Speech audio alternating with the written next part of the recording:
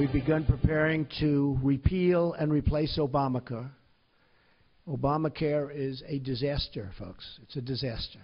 You know, you can say, oh, Obamacare. I mean, they fill up our rallies with people that you wonder how they get there, but they're not the Republican people that our representatives are representing. So we've begun preparing to repeal and replace Obamacare. All right, that was President Trump earlier today announcing the preparations to repeal and replace Obamacare have now begun. Earlier today, I went to our nation's capital, where I am now, to talk with the Speaker of the House, Paul Ryan, about the Republican plan to repeal and replace Obamacare and much more. Take a look. Mr. Speaker, great to see you. How are you? Hey, welcome to the Capitol. That's great to be. This is your, what, ceremonial office? It is, it is. All right, you weren't the biggest Donald Trump supporter in the campaign. But the relationship seems to have gotten better. As a matter of fact, you went from, let's see, weak and ineffective all the way to fine wine and a good partner. So what did you miss? Do you regret not going in deep before him? What do you think of him now? Well, we tried to at the end, but schedules, we were going to do this big event in Wisconsin at the end, but they ended up deciding to go to Michigan at the last minute because they thought they had a shot at Michigan, and it was a good decision because they won Michigan.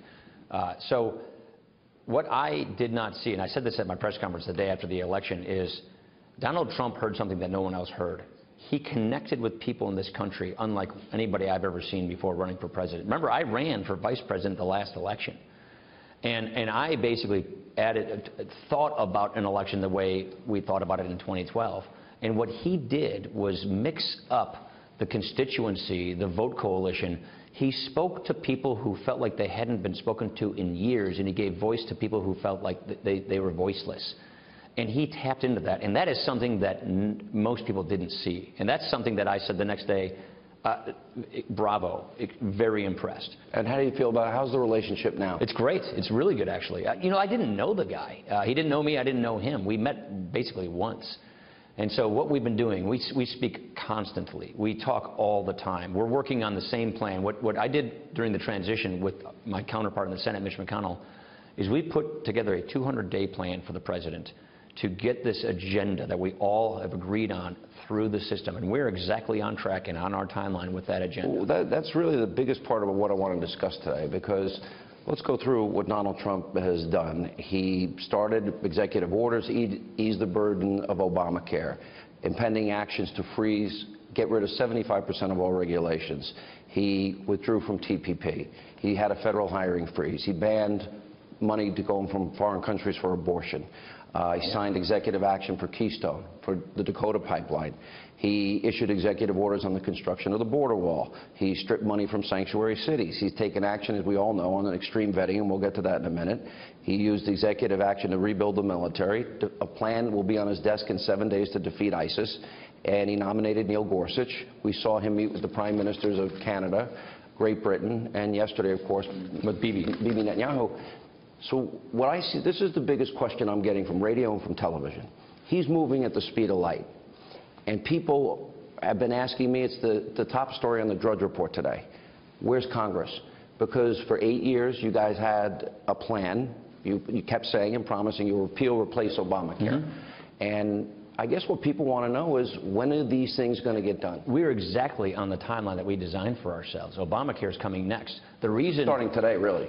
Well, no, our bill is coming in March. Right. So the reason we're doing regulatory reform right now is we have a certain window of time where we can go back into the Obama administration and cancel their regulations.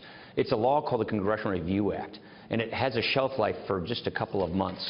And so we've been consuming February and March as regulatory reform, going back into the Obama administration and canceling their regulations. And so first, it's regulatory reform because we have this window of time to cancel bad Obama regulations. Then we're doing Obamacare. After we're done with Obamacare, then we're doing our budget. And our budget is the second budget, which will be tax reform. So we're doing 2 budgets in 1 year, which has never been done before. This is faster than it's ever been done before. So you have to understand there's a legislative process, and we have all of these things we ran on that we said we would do. We're now in the middle of doing those things. And January and February is the regulatory stuff, because the clock on the ability to go after Obama regulations ends soon. All right, here's the big question. The president ran on an agenda. You said he touched or tapped into something that other people missed. Well, we have 13 million more Americans on food stamps, 8 million more in poverty, lowest labor participation rate, lowest home ownership rate in 51 years. So here's my question. Donald Trump runs and he says, I'm going to build a wall, repeal and replace Obamacare. Right. He says, I'm going to vet refugees. I'm going to make America energy independent. We're going to go from 7 brackets to 3, corporate tax rate 15%, allow repatriation at 10% for multinational corporations. He runs on education back to the states, fixing the VA, building up our military to have a stronger military. This is the question that I think conservatives and Americans, and I would call this the forgotten man election, they want to know, and this hopefully you'll answer today. Because I heard everything from Obamacare will be done day 1, to the spring, to the summer, to by the end of the year. And so it's been all over the map, not just from you, but from other people. I also heard people say... It hasn't been all over the map from us, from me. Okay. Well, it's members been all of over Congress... the map for the press. It's been all over the map from rumor mills. But from us here in Congress, we're exactly on the timeline that we laid out for ourselves. When I heard repair, my head nearly exploded. That's not the plan. The plan is to repeal and replace this law. Like we said, we ran on a plan to repeal and replace it. Tom Price helped write that plan. He is now Donald Trump's Secretary of HHS. So there is a consensus plan that's now being scored by the CBO? Correct. Okay, so here's my question.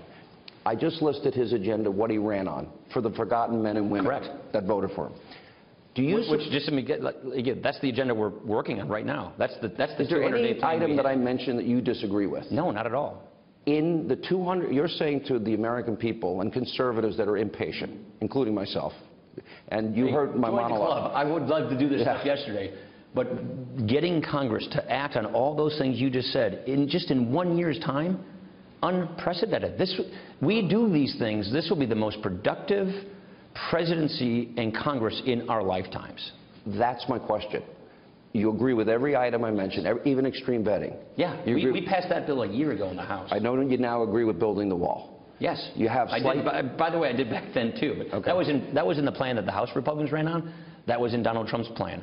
It was supposed to be done in 2006. It's actually a bill I voted for in 2006, but the problem we had since 2006 was Barack Obama was our president. Now we have a president who's actually serious about securing the border.